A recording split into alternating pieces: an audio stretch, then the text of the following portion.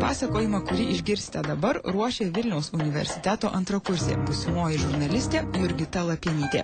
Mūsų eteryje dirbančių žmonių institutas kartais paprašo pasidalinti savo žiniomis, kiek jų turim, su jaunesniais kolegomis. Tad kartais ir man tenka atlikti dėstytojos vaidmenį. Nesinori, kad darbai, kuriuos parengė studentai, būtų išgirsti tik kelių žmonių. Tad jūsų dėmesiu Jurgitos paruoštas radijo portretas. Studentė kalbino Vilniaus universiteto botanikos sodo mokslo darbuotoją Reginą Juodkaitę. Ją kone kasdien galima sutikti botanikos sodo skyriuje Vingio parke.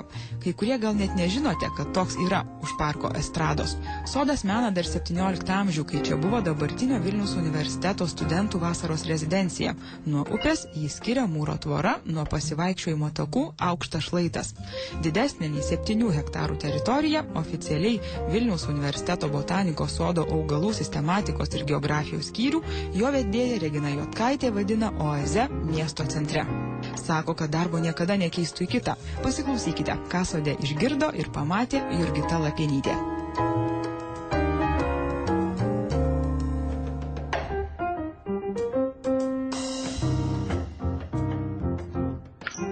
Radusi oazę miesto centre, pabėgusi nuo civilizacijos šurmulio ir supratusi, dėl ko verta gyventi. Tai pasakojimas apie Reginą Juodkaitę, botanikos sodo mokslo darbuotoją, jos meilę ir atsidavimą augalams. Sode Regina dirba jau 13 metus, negalėdama net savaitgalių. Sako, kad augalai kaip vaikai reikalauja rūpesčio ir atsidavimo. Tai jeigu tai prisistatyti, tai Regina su Juodkaitė. Ir į botanikos sodą aš atėjau 97 metų rudenį. Labai atsimenu tą datą, kad atėjau rugsėjo 7 dieną dirbti.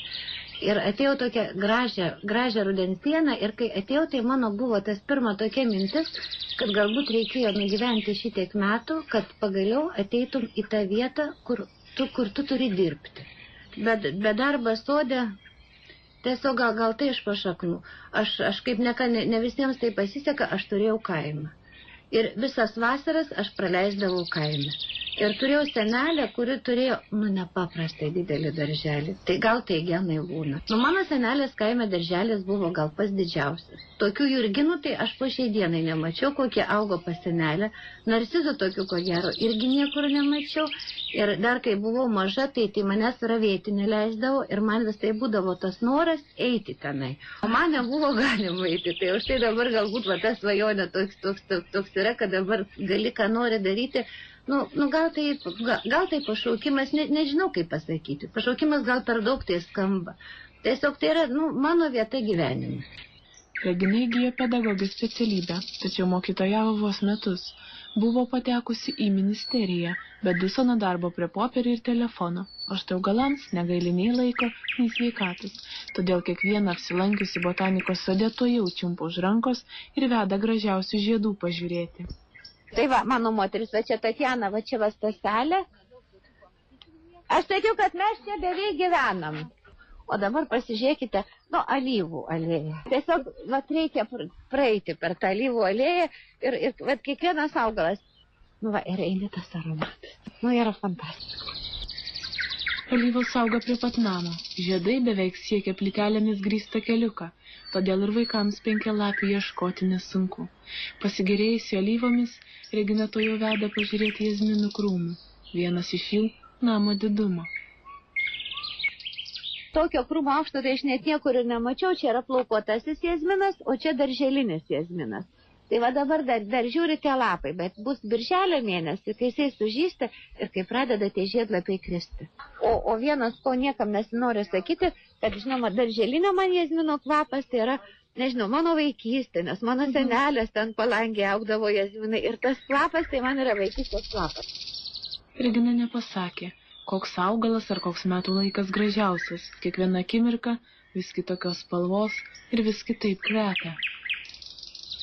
Kiekvienas metų laikas ypatingas ir labai kaitaliojasi, nes ateina tas ankstyvas pavasaris, kai dar visur sniegas, dar pastatai pliki ir tada pradeda žydėti snieguolės. Patys pirmi žiedai ir kai tu pamatai. Po to būna gražus metas tas lapų sprogimas. Kai būna dar ta pati pradžia tokia pasipala, tas švelnus žalumas. Va dabar alyvos sužydėjo. Prieš tai buvo trešnių žydėjimas, sakurų žydėjimas. Kiekvienas vidurvasaris sužysta mūsų didieji gėlynai. O rudenį tai aš nežinau fantastiškesnės vietos. Kad pamatytum tą gražumą, tai reikia ne metų to laiko, bet reikia dienos laiko. Tai bilia kuriuo sezono metu, va tada tai būna toks kažkoks, atrodo, net laikas sustoja. Jeigu ateini labai anksti ryte, tai iš tiesų ateini į sodo vidurį ir turi sustoti, tu pamatai tą vaizdą. Ypatingai Regina rūpinasi svogūniniais augalais. Stebina jos užauginta tulpių įvairovė, karpytos, pilnavidurės, įvairių vaivorykštės spalvų ir atspalvių. Eidama per lysves, Regina nenutildama vardija jų pavadinimus, gražesnę tulpę paglosto, pagaili sergančių. Tai šitą tulpę nepirkau, bet šitą gavau dovanų Veridiflora 8 grupę. Tai rudenį gavau dovanų, tokios tulpės nebuvau mačiusi ir laukiau, kada pražys. 8 grupė, tai 8 grupė priklauso žaliažiedės tulpės, kurių žiedlapiai gali būti žali, o padai raudoni, geltoni arba dar kokių. Bet čia pažiūrėkit, kažkas nepaprasta. Man prieinu prie tokio žiedo ir galvoju, kažkas nepaprasta. Tai va verta dėl to ir gyvent, kad ateitum ir pamatytum. Tai va, kai ateini į tas tulpes, tai dabar mūsų tas darbas, kur širdį labai skauda, tai kai suserga, tai čia kaip ir žmogui liga, tai taip ir augalams liga. Ir va šituos turėsiu išmesti.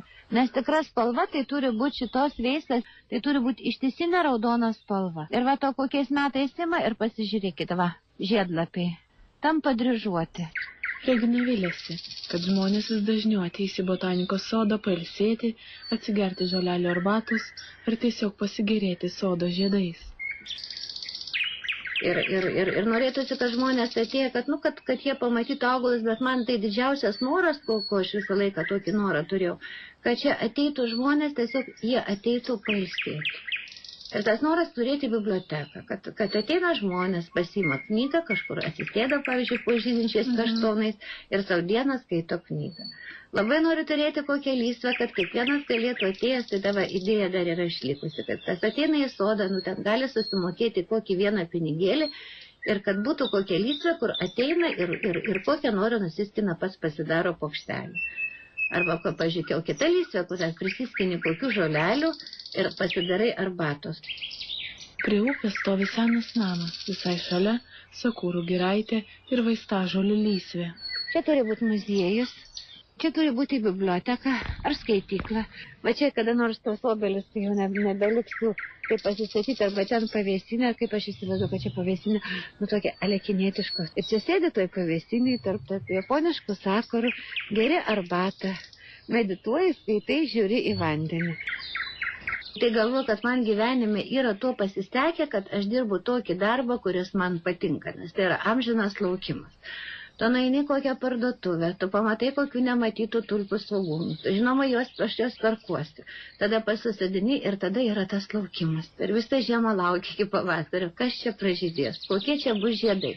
Ir po to būna didžiausias džiaugsmas, kai jau pamatai tuos pumpurus, tada jie pražysta. Tai yra gyvenimas. Tiesiog šito reikia, be šito tiesiog negali. Tai ateini ir žemės, ir va dabar savaitę nebuvau darbe, ir einu į darbą ir atėjau ir galvoju, viešpatie, kaip čia viskas gražu. Tai matai tą gražumą ir matai tą kaitą, matai rudenį, matai pavasarį, matai vasarą, ir tas tavo gyvenimas, tu tuo gyveni. Tai ne iš knygų skaityti, kaip ten tas augalas gražiai atrodo, bet tu tiesiog, tu matai, tu jauti ir tu tuo gyveni. Regina prasitarė, kad savo darbo į nieką neiškeistų. Nors botanikos sode dirba jau 13 metus, vis dar negali atsistebėti aplinkos grožiu ir sako pamiršusi, kaip skaičiuoti laiką. Vilniaus universiteto botanikos sodo mokslo darbuotoja Regina Jotkaitė kalbino Jurgita Lapienytė, Vilniaus universiteto žurnalistikos instituto antrakursė.